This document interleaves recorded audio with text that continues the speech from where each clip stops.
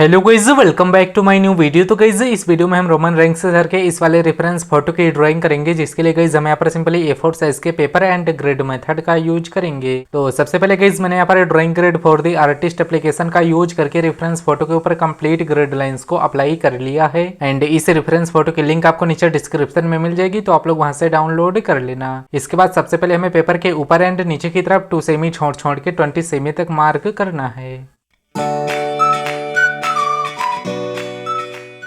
इसके बाद guys paper के इन दोनों साइड्स में भी बिल्कुल हमें पहले की तरह ही 2 सेमी छोड़ छोड़ के ही मार्क करना है, पर इस बार हमें 28 सेमी तक मार्क कर लेना है।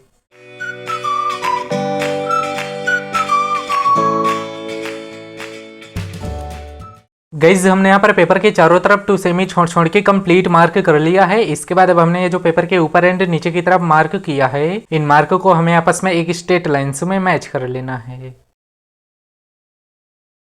गाइज पेपर पर दोनों तरफ लाइनिंग भी कंप्लीट कर लेने के बाद अब हमें रेफरेंस फोटो जैसे सेम नंबर अपनी ड्राइंग शीट में भी लिखना है।